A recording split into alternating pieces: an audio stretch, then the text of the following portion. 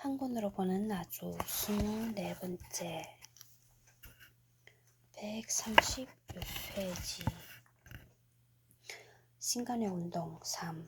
신간회 나주 지회가 창립된 것은 1927년 9월 25일이었다.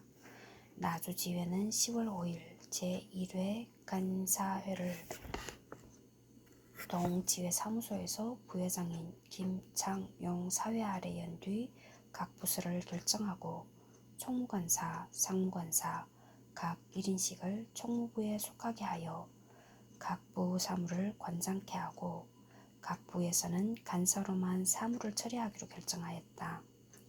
즉, 각 부마다 총무관사를 두었던 본부와는 다른 편제를 갖추었던 것이다. 그런데 이러한 활동 계획은 이듬해 발생한 이른바 유림각 사건으로 인하여 중지되고 말았다.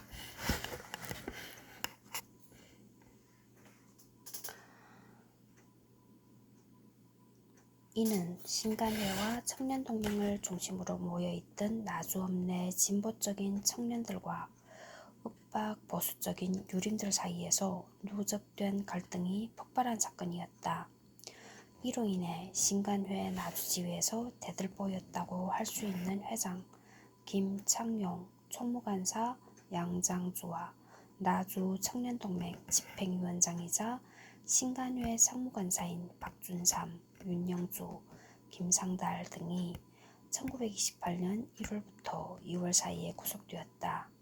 이들은 대구 복심법원까지 가는 법정 투쟁 끝에 김창용은 벌금형을 받고 나머지는 모두 무죄를 선고받았다. 이 재판은 1928년 5월 말까지 계속됨으로써 이 기간 동안 신간회 활동은 정지 상태에 놓였다. 1928년 하반기부터 1929년 상반기 사이 신간회 나주지회 활동 기록이 신문기사에서 전혀 보이지 않는 것은 이 때문으로 보인다. 즉, 신간회 나주지회는 창립되어 본격적인 활동을 전개하기도 전에 뜻하지 않은 사건으로 타격을 받고 침체 상태가 되었다. 나주지회 활동이 다시 시작된 것은 1929년 6월 김창용이 신간회 대표 대회에서 중앙집행위원으로 선출되면서부터였다. 8월 13일 나주 청년회관에서는 신간회 나주지회 임시대회에서 김창용 사회로 임원을 개편하였다. 이는 신간회 본부가 회장제에서 집행위원장 체제로 개편한 이래 보조를 같이 하고 신간회 나주지회 활동을 전보다 활성화하기 위한 것이었다. 이후 신간회 나주지회 활동에 관한 신문기사는 8월 31일 열린 상무집행위원회에 관한 것이 유일하다. 관련자들 증언에 의하면 이듬 신간회는 소비부라는 것을 두어 나주협동 상회를 경영하면서 일본 상인들과 상권 경쟁을 하였으며 또 각 마을을 순회하면서 조선물산 장려와 금주, 금연 등 생활갱신에 관한 계몽강연 활동 등을 펼쳤다고 전해진다. 한편 이항발이 주도한 청년총동맹이 광주 학생 독립운동과 관련한 경문을 유포한 사건과 관련하여 신간회 나주지회 집행위원장 김창용이 검속되어 서울로 압송되었다. 이항발에게 자금을 교부하였다는 혐의였다. 김창용은 조사를 받고 특별한 혐의가 없어 압석방되었다. 그러나 이처럼 간부진 구속으로 나주지회 활동은 다시 정지 상태에 들어간 것으로 보인다. 이후 신간회 나주지회에 관한 기사는 1931년 해소대회와 관련된 것이었다. 1931년 5월 8일 나주지회에서는 집행위원회를 열고 신간회를 회사할 것을 결의하고 해소위원으로 양장주, 박공근, 김영호를 선정하였다. 그리고 본부대회에 파견할 대표로 박공근을 선정하였다. 당시 각 지회가 해소 찬반 논의에 휩싸여 있을 때 나주지회는 어떻게 이처럼 쉽게 해소를 결의할 수 있었을까? 그것은 아마도 나주지휘 활동은 위에서 살핀 바와 같이 연이은 사건들로 인하여 간부진이 계속적으로 구속됨으로써 이렇다 할 활동을 제대로 펼칠 수 없었고 때문에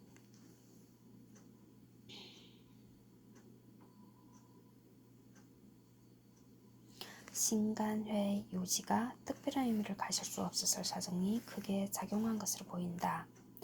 또 당시에도 여전히 나주지회에 큰 영향력을 미치고 있던 이항발이 노선을 전환하여 신간회 나주지회를 해소하는 데 결의를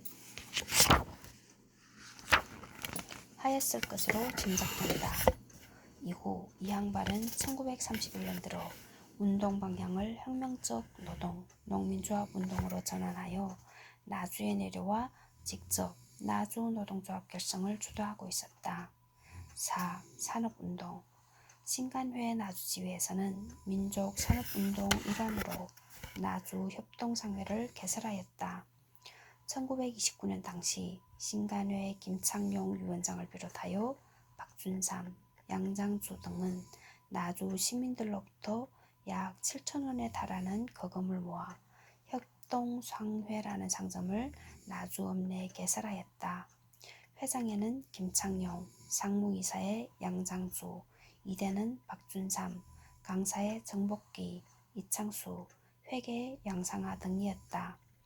협동상회에서는 각종 옷감, 네이, 셔츠, 그릇, 도자기, 문방구, 완구, 화장품, 기타 일용차파를 취급하였다. 이들 물건은 경성에 있는 동아부인상회에서 구입한 것이었다. 나주 협동상회 개설은 결국 일본인 상점들과 가격, 고객 유치 경쟁을 불가피하게 하였다. 이에 어떻게든 협동상회를 폐쇄시키려 한 일본 경찰은 마침내 1938년 점원 양상하 집을 수색하여 그에게 절도 혐의를 적용해 구속하였다. 협동상회는 폐쇄를 강요받아 설립된 지 약 10년 만에 문을 닫고 말았다.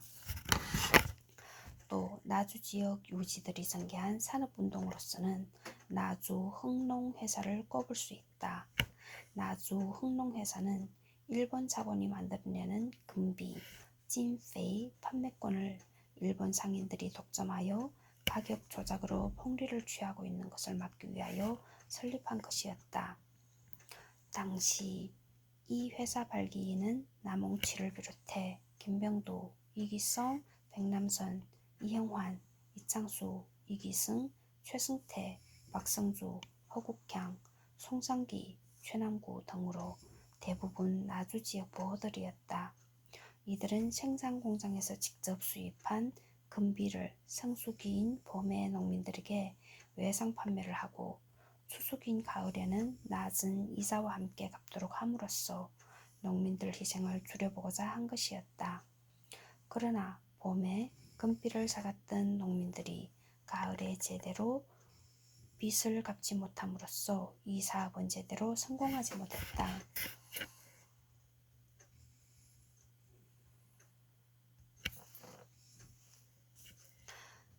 5. 문화운동 138페이지. 나주 지역은 1년 1보통학교도 제대로 세워져 있지 않았고 높아가는 교육열을 학교 교육만으로는 도저히 감당할 수 없었다.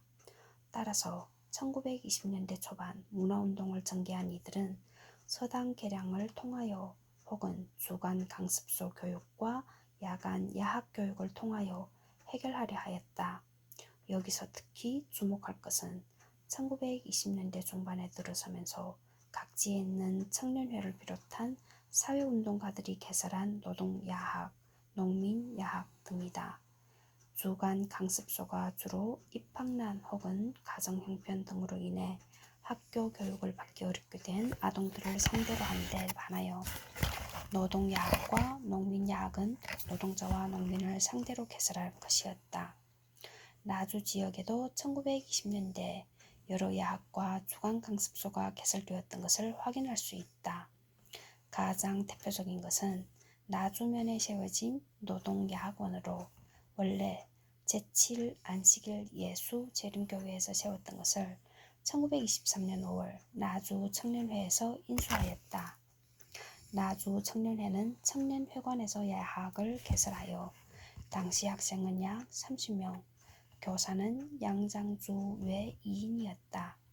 이후 나주 노농공경회 활동이 활발해지면서 노동자에 대한 교육이라는 점을 고려하여 나주 노농공경회로 이관되었다. 그리고 1926년 나주 노농공경회가 나주 농민연맹과 노동연맹으로 확대 발전하게 됨에 따라 다시 나주 노동연맹으로 이관되었다. 나주 제7 안식 1 예수재림교회 그리고 노동야학원은 나주 지역 사회운동과 함께 우여곡절을 겪으면서 한때 문을 닫았다가 1929년에 다시 문을 열었다. 그러나 나주 노동야학원은 1931년 11월 당국에 의해 돌연 폐쇄 명령을 받았다. 나주 노동야학원은 400명에 달하는 학생들을 수용하고 있었는데 이에 대해 나주 군수는 당시 야학 책임자인 송상기를 불러 노동야학원을 각종 학교령에 의한 사립학교로 개편할 것과 이를 위해 학교 기금을 적립할 것, 그리고 독립적인 교사를 갖출 것을 지시하였다. 이에 야학 관계자들은 나주 유지 정봉호로부터 사립학교 적립 기금과 유지비 전체를 부담하겠다는 약속을 받아내고 박봉일로부터는 교사 건축을 부담하고 운동장을 제공하겠다는 약속을 받아 공사에 돌입하고자 하였으나 갑자기 폐쇄 명령이 내려진 것이다. 당국이 이처럼 노동야학을 갑자기 폐쇄한 것은 노동야학이 사립학교로 발전하게 될 경우 아마도 나주 지역 민족교육 요람이 될 것을 우려했기 때문일 것이다. 일제 당국은 이미 수안도에서 사립학교가 학생들과 기타 주민들에게 어떤 영향을 미칠 수 있는가를 경험을 통해 잘 알고 있었기 때문이다. 당시 노동야학원은 나주 공립 보통학교의 교육과정에 의하여 학생들을 가르치고 있었다. 수업 과목은 국어, 산술, 역사를 주로 교육하였다. 경찰은 수업 내용을 엿듣는 등 감시를 게을리하지 않았다. 노동야학원은 1년에 한 번씩 운동회를 개최하였다.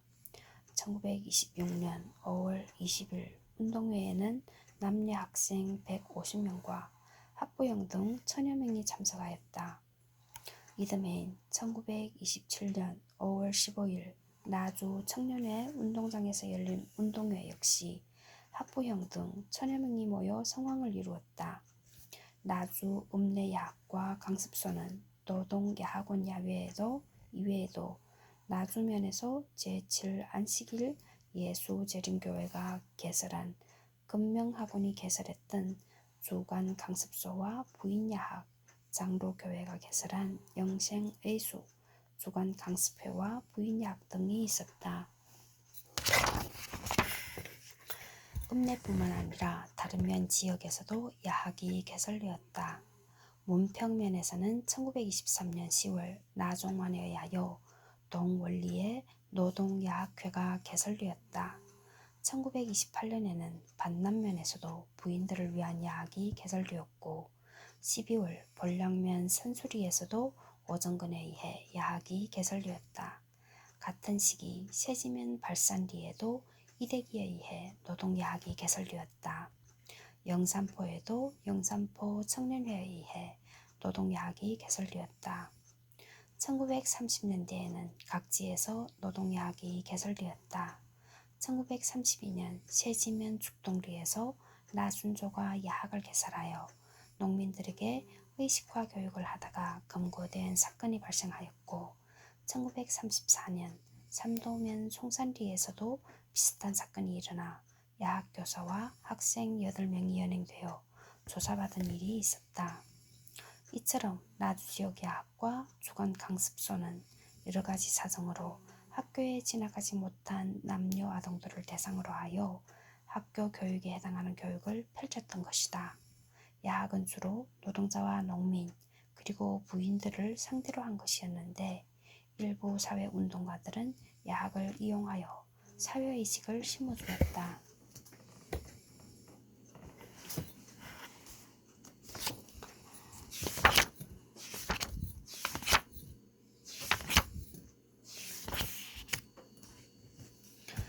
(128페이지) 4. 나주 학생 독립운동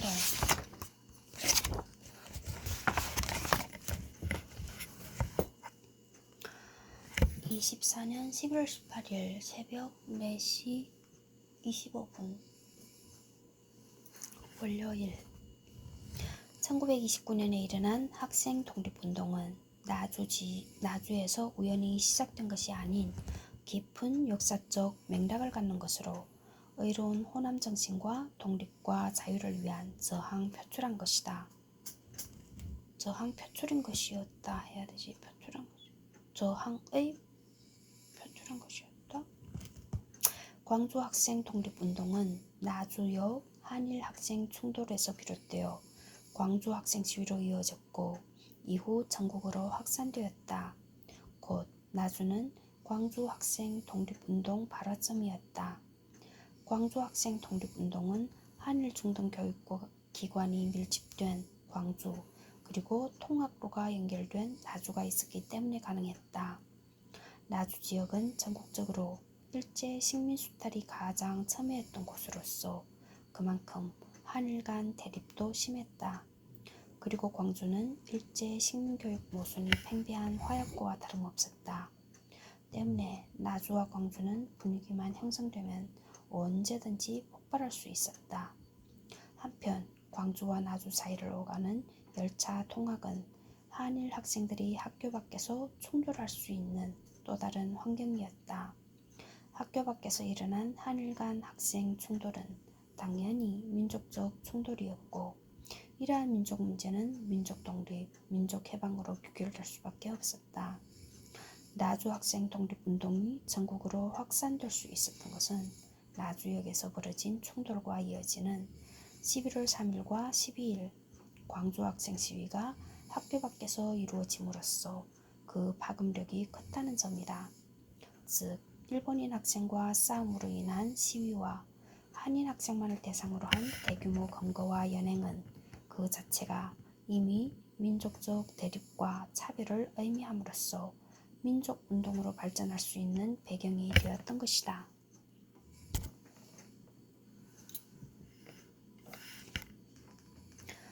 128페이지 1.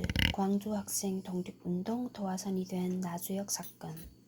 당시 광주에는 나주와 담양에서 통학하는 학생들이 많았다.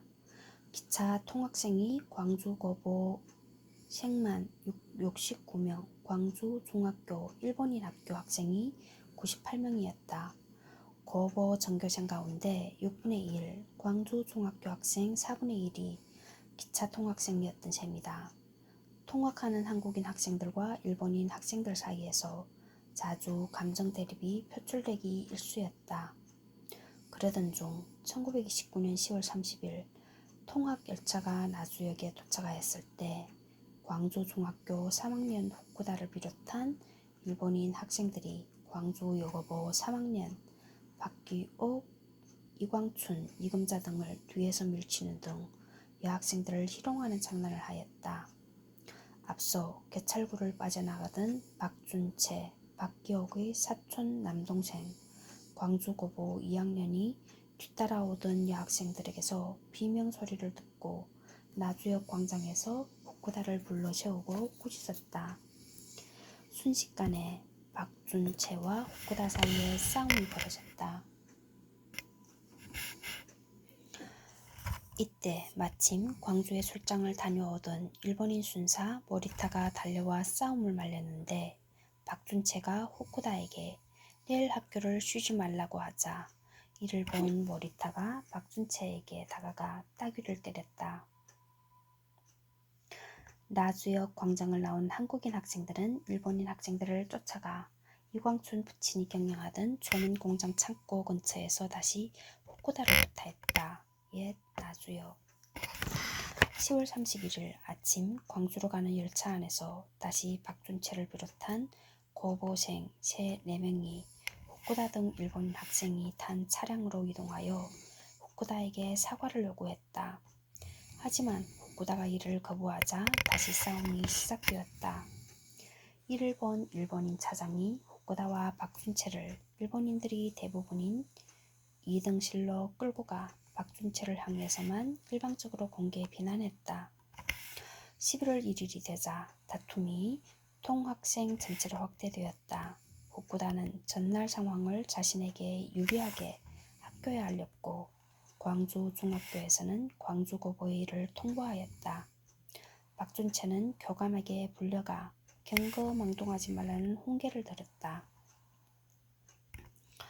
오후 4시 35분 통학열차가 광주역을 출발할 무렵 광주 중학교 학생 30여 명이 유도교사 인솔 아래 전날 있었던 복수를 하기 위해 광주역으로 몰려왔다. 이를 본 광주 고보생을 비롯한 한국인 학생들은 차에서 내려 기찻길을 사이에 두고 일본인 학생들과 대치하였다. 일촉즉발 상황에서 급히 연락을 받고 달려온 학교 교원들과 영무원 그리고 출동한 경관들이 제지를 해 대치 상태는 간신히 마무리되었다. 양측 학교 학생들은 일단 학교로 들어갔다. 광주고보 학생들은 이틀 사이에 벌어진 일에 대한 이야기를 듣고 해결책을 논의하기 위해 강당에 집결하였지만 뚜렷한 결론을 내리지 못하고 해산하였다. 교사들도 충돌 사태가 다시 일어나지 않도록 하기 위해 열차에 함께 승차하여 학생들을 하교시켰다. 광주 중학교에 다니는 일본인 학생들도 교사들로부터 호의를 받으면서 집단으로 귀가했다. 하지만 분위기는 점차 통학생들 사이에 충돌에서 광주 지역 전체 한일 학생들 집단 충돌 분위기로 교체되었다. 11월 3일 1차 시위와 11월 12일 2차 시위를 거쳐 광주에서 타오른 학생 독립운동 불길은 목포, 나주, 영산포, 한평 등 가까운 전남 지역으로 퍼져나갔으며 전국적으로 확산되었다.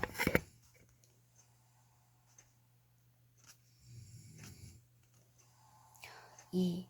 광주 학생 독립운동 다시 나주로 파급되다.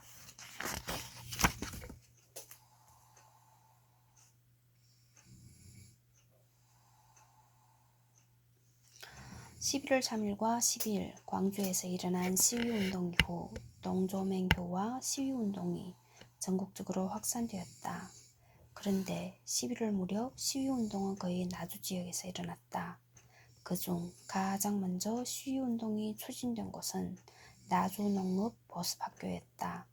한일 학생 충돌 장본인인 박준채와 그의 집에 귀가하던 나주 농업 보습학교 2년생 유찬옥 만 18세가 광주에서 일어난 투쟁 사실을 전해 듣고 동조 시위를 계획한 것이다. 유찬옥은 당시 청년 사회운동을 주도하던 박공군의 협조를 구하였다. 박공군은 나주 청년동맹 금사위원장이자 신간회 나주지회 서기장으로 박준채와는 친척 사이였다. 더욱이 신간회 조사부장인 박준삼과 신간회 나주지회 창립 이후부터 지속적으로 함께 활동해 왔으므로 개인적으로나 사회활동에서도 가까운 사이였다. 유찬옥으로부터 이야기를 들은 박공근은 13일 신간회 나주지회 집행위원인 박동기와 양영택에게 상황을 설명하고 동참을 약속하였다.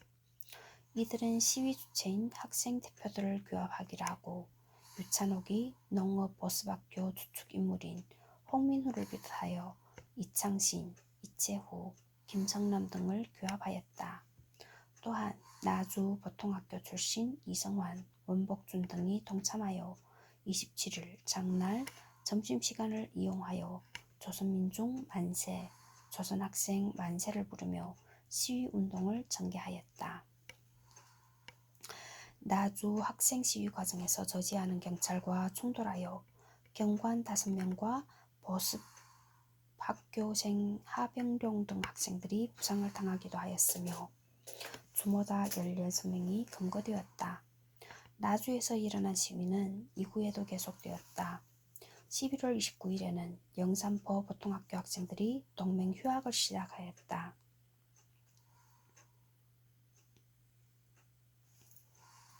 이어 1930년 2월 10일에는 나주농업 보습학교 학생들과 나주보통학교 학생들이 다시 시위를 전개하였다. 나주학생 독립운동에서 주목되는 점을 정리하면 다음과 같다. 첫째, 시위운동을 논의한 시점이 가장 앞섰다는 점이다. 주모자인 유찬옥이 시위운동을 박공근과 협의한 것이 11월 11일이었다. 이는 광주에서 2차 시위운동이 전개된 12일보다 앞선다. 11월 3일에 있었던 시위와 이어지는 학생 검거를 지켜보면서 바로 시위를 계획하였던 것이었다. 이것은 나주 지역 학생들이 운동 진원지로서의 책임감을 통감하고 있었음을 짐작케 한다. 둘째, 학생들에 의해 운동 방향이 설정되었다는 점이다.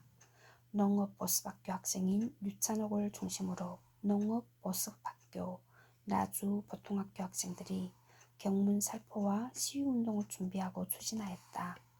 이는 광주에서 일어난 2차 시위가 장제성, 장석천 등 사회운동 단체 인사들에 의해 계획된 것과 비교되는 점이다. 셋째, 시위 공격이 민족운동으로 전환하는 모습을 보인다는 점이다. 시위 당시 살포된 경문 내용 요점은 식민지 당국으로부터 받은 부당한 압박에 항거하여 함으로써 자유를 획득하자는 것이다. 또한 이러한 자유 획득은 학생에 의해서만 얻어지는 것이 아니므로 시위를 통해 대중들에게도 각성을 촉구하고 있다. 시위 당시 구호도 조선학생 만세와 피압박 민족 해방 만세를 구호로 제기하고 있다. 넷째, 운동이 치밀한 계획 아래 전개되어 이후 전국으로 확산된 전형적인 시위운동 모습을 보여준다는 점이다.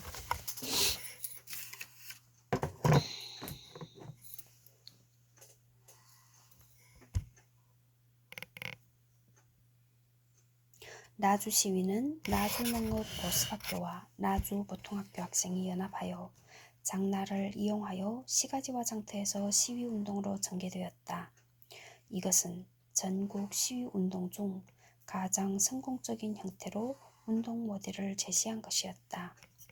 다섯째, 보통학교 학생들로부터 적극적인 참여가 있었다는 점이다. 광주 학생 독립운동이 갖는 가장 큰 특징 중 하나는 전국적으로 보통학교 학생들이 시위에 나서고 있는 점이다. 이는 일제시민 교육이 실패하였음을 보여주는 실증적인 장면이다. 그런데 나주 시위는 광주 학생 독립운동 확산 과정에서 최초로 나타난 보통학교 학생 시위였다. 특히 전국적으로 보통학교 학생들에게서 시위운동이 1930년 1월 말 이후 2월에 본격화되고 있는 것과 비교하면 선진적인 활동이었음을 알 수 있다.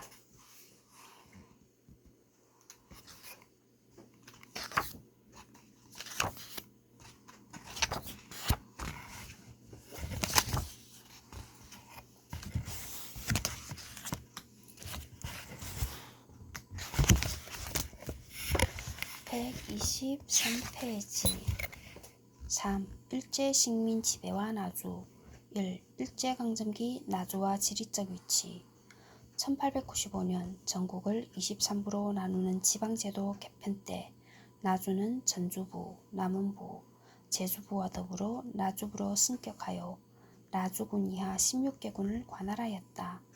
비록 얼마 지나지 않아 부기능이 광주로 옮겨갔지만 나주가 지니는 사회-경제적 지위는 광주에 못지 않았다.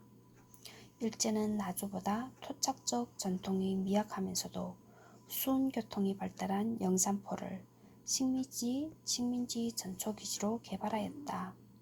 나주나 영산포가 농업 및 상업도시로서 크게 발달할 수 있었던 것은 무엇보다도 두 지역이 모두 나주 평야 중앙에 있어서 상품으로서 판매할 수 있는 농산물이 풍부한 데다 용로, 수로, 철로 등 교통이 편리하여 각 지방에서 생산된 물품이 집산하는 중심지였기 때문이다. 일본에서 건너온 일본인들이 상업적 농업과 이를 위한 토지 획득에 관심을 갖게 된 것은 이와 관련이 있다.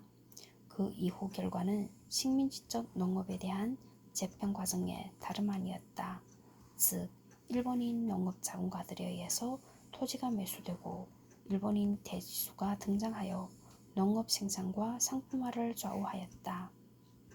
그들은 토지를 매수하여 농장을 설치하고 이를 지주 소작제로 경영하였으며 소상료는 도정하여 일본으로 반출해 감으로써 수입을 올리고 있었다.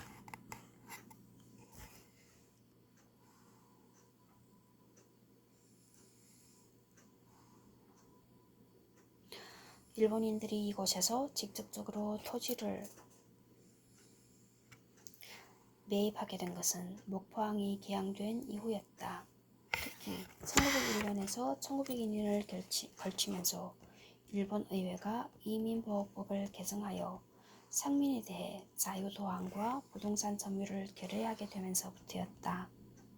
그때까지 일본인들은 우리나라 법에 의해 거류지회에서 부동산 소유의 일정한 제약을 받고 또 내륙 지방으로 여행도 부자유스러웠는데 일본은 이제 이러한 법을 무시하고 자유도항과 부동산 점유를 강행하였던 것이다. 이렇게 일본인들이 점유한 토지는 대부분 남해안도서나 내륙지방 곡창지대였다. 그 가운데 영산강 유역 농업지대가 주요한 위치를 차지하고 있었음은 말할 것도 없었다. 그들은 이 지역에서 닥치는 대로 토지를 매입하였다. 영산포에 남아있는 일제강점기 금융기관 건물, 현재 영산동 도시재생 현장지원센터,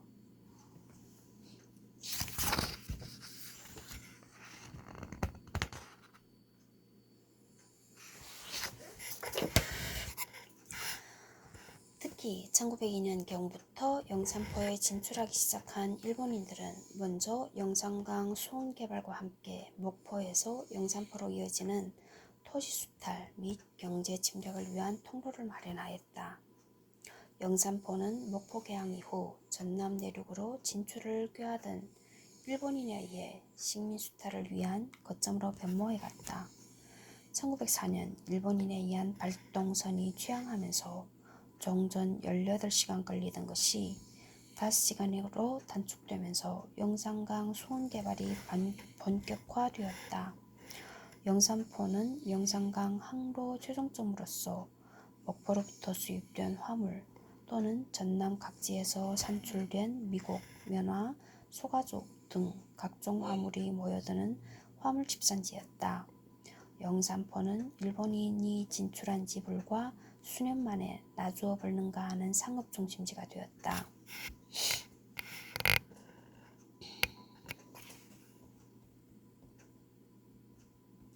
1915년에 설치된 영산포 등대모습. 1905년 러일전쟁에서 승리한 후 나주 평야에 대하여 상업적 농업에 눈독을 들인 일본인들은 더욱 심하게 토지를 잠식했다. 당시 영산포 유역은 지대가 낮은 데다 본래 습지였기 때문에 홍수 때마다 큰 피해를 입는 상습 심수 지역이었다. 따라서 전통적 지리관으로는 추락이 형성될 수 없는 황무지가 많았다. 일본인이 이러한 점을 노려 영산포 유역에 틀을 잡고 거주하게 된 것이다. 일제강점기에 영산포 유역에서 최대 일본인 지주였던 구로즈미는 가와노 등과 함께 소위 영산강개발위원회를 조직하여 인근 침수지나 황무지를 헐값에 매입하여 제방을 구축함으로써 단시일에 대토지를 점유할 수 있었다. 1905년 당시 빈손으로 왔던 그는 한일강제병합 이전인 1909년에 237정보, 1930년대 1100여 정보농지를 소유하는 대지주가 되었다. 일본인 대지주 구로즈미 이타로의 저택.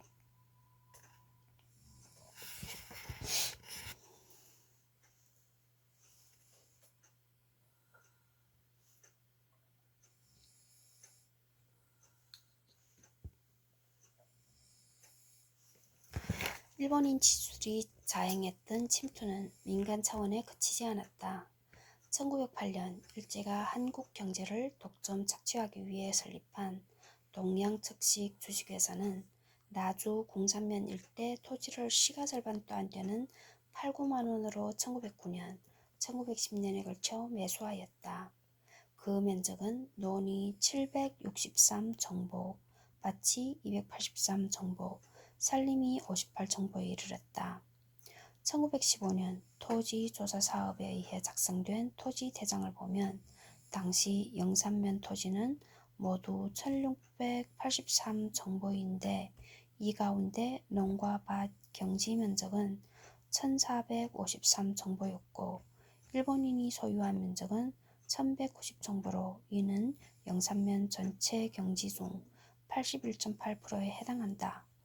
이렇듯 영산포는 사실상 식민도시가 된 셈이었다. 이 지역에 거주한 일본인 숫자는 다른 곳보다 현저히 많았다. 동양척식 주식회사 문소고 1930년 나주 지역 인구는 16만 명을 돌파하기에 이른다. 당시 나주군 호수는 모두 31,948호로 이 가운데 일본인 가호는 838호이며 한국인은 16만 1,822명, 일본인은 3,788명이었다. 이들이 소유한 토지를 살펴보면 영산면 전체 토지 면적 5,880정보 가운데 한국인 소유는 25.6%인 1,507정보인 반면 일본인 소유는 74.3%인 4,373정보에 달했다. 즉 한국인 2,494호 가구당 토지 면적은 0.6정보인 반면 1인 295 가구당 토지 면적은 17.5정보에 달했던 것이다. 1930년도 나주 지역 국적별 인구 분포 지역구분 전남도 조선인이 1, 10, 100, 1000만, 10만, 100만 238만 8,429 일본인이 4만 986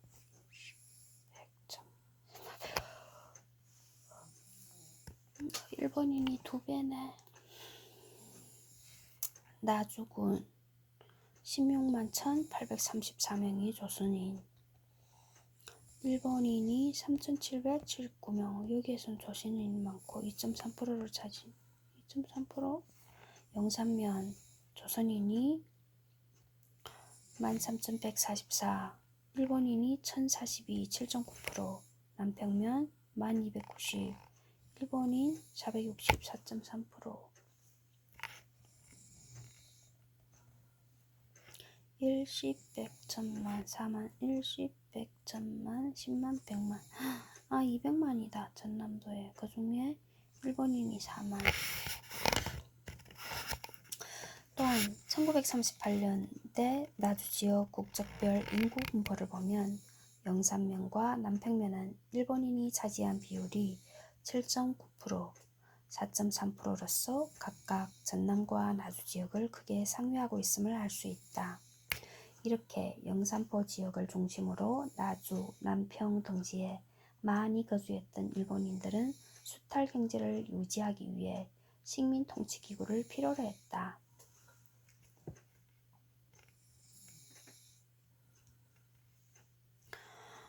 125페이지 2. 나주에 설치된 식민지배기구. 나주나 영산포 지역에는 식민통치 조직들이 이미 국권피탈 훨씬 이전부터 생겨났다. 그리고 이들 조직도 영산포 순사주재소와 같은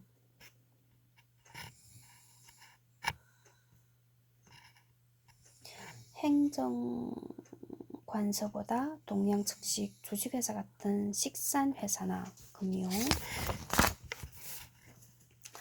종교, 교육기관 등 이 지역에 나와 있는 일본인들을 위한 기구 등이 대부분이었다. 대표적으로 우편 수취소 1903년, 영산포 일본인회 1906년, 1인수학교 1907년, 일본 사찰 1910년, 영산포 헌병분대 1909년,